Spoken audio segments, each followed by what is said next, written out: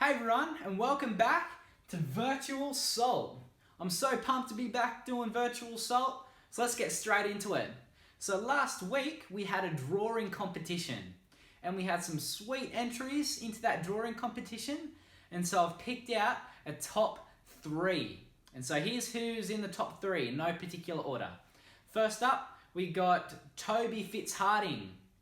Well done, Toby, did a sweet job. Saw being blinded by the light. Well done. Next up, we have Josie France. Well done, Josie. I love this picture. Did a really good job on it. And then lastly, in the top 3, we have Silas Hansen. Well done, Silas. Did a sweet job in your drawing. I really love it. Awesome. And so, I've had to make a really hard decision, and I've had to pick one out of these top 3. It's been really hard because they're all really good, but I've had to pick one. The one person who won and got the prize. So, the person who won is Silas Hansen. Well done, buddy. You're going to get a prize in your letterbox. Well done. Congratulations on winning the drawing competition. But if you didn't win this week, that's alright. We're going to do another drawing competition for next week. So, in a second, Tamika is going to read the story for us, and your challenge is to draw a picture that is from that story. Alright, so I'm going to hand it over to Tamika, and she's going to read today's story for us. Take it away, Tamika. Hey guys, welcome back to Storytime. Today I'm reading a story called Let's Go. It's from Matthew 4, Mark 1, and Luke 4-6. And this story begins just after Jesus had been tempted in the desert. Jesus left the desert and set about the great rescue. He was going to get God's people back, but first he needed to find some helpers and friends. He had a lot to do. He would need some people to help him. Who would make good helpers, do you think? Clever ones? Rich ones? Strong, important ones?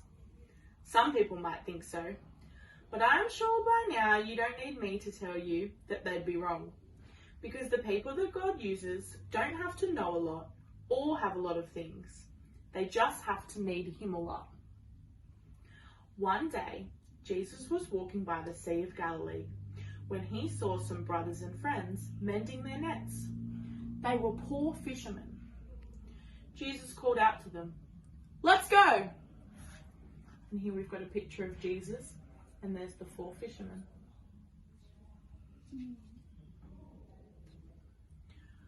Peter, Andrew, James and John looked up at this man on the shore, and they couldn't explain it. Their boats needed to be put away, their nets needed mending.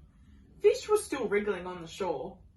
But something about this stranger made them just drop their nets and their fish, leave their boats and everything, and follow him. This God-man was like no one they had ever met. When they looked at Jesus, their hearts filled up with a wonderful, forever sort of happiness. And inside, it was as if they were running free in an open field. Jesus asked 12 men to be his helpers. Peter, Andrew, James and John, Matthew, Philip, Bartholomew, Thomas, another James, Simon, Thaddeus, and Judas. Meeting Jesus would change all of them forever. And here we've got a picture of Peter, Andrew, James and John following Jesus.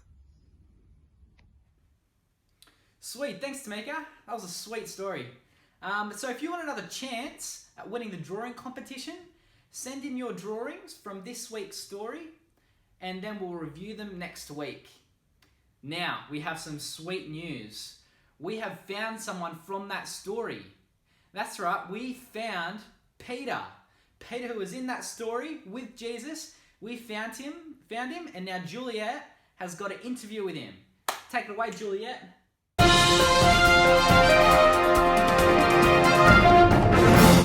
Hi Salty viewers, and welcome back to Salty News.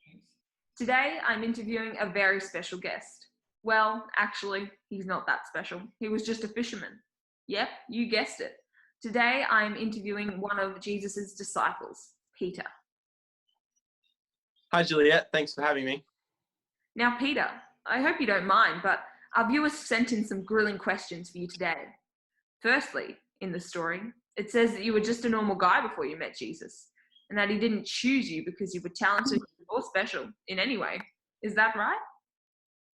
Yes, Juliet, that's absolutely right. My friends and I were just fishermen when we met Jesus, and he asked us to follow him. Now, I don't mean to be rude, Peter, but why would he choose a bunch of fishermen? Well, Juliet, that's what is so amazing about Jesus. He uses ordinary people like you and me to do his work. After all, it's not about what we can do, it's about what he does through us. Jesus changed us forever. Oh, okay. So he made you perfect like him. Well, no, not exactly. I'm sure I read somewhere in the Bible that even after you and Jesus became good friends, that you betrayed him. Well, yeah, I did. For a time, if I remember correctly. Is this true? Yes, but it wasn't. You mustn't be perfect. A perfect person wouldn't betray their friend. This is what I've been trying to say. I'm not perfect. No person has ever been perfect. Jesus was the only perfect one, and although he taught me and guided me, I still am human, and therefore I made mistakes and let him down. Oh, right. Well, I guess that makes sense. So did Jesus fire you after that? I mean, I know if I had a helper who betrayed me, I'm sure I'd fire them. Well, no, actually, he didn't. In fact, he forgave me, because that's what Jesus does. Even when you stuff up, he still loves you, and when you say sorry to him, he forgives you, just like he did me. Wow, so he kept you as a helper. He sure did, and I went on to do a lot of good things for him. I even wrote some of the stories in the Bible. Gosh. Well, it's been so interesting having you on Salty News today, Peter, but unfortunately, that's all the time we've got. I might have to go and look through my Bible to find out more about your story with Jesus. Thanks, Peter. Thanks for having me, Juliet.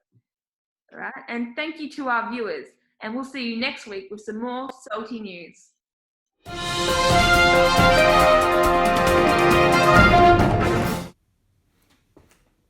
Thanks, Juliet. Well, that's all we have for this week. So remember to send in your drawings for next week, and I'll see you then. Bye, guys.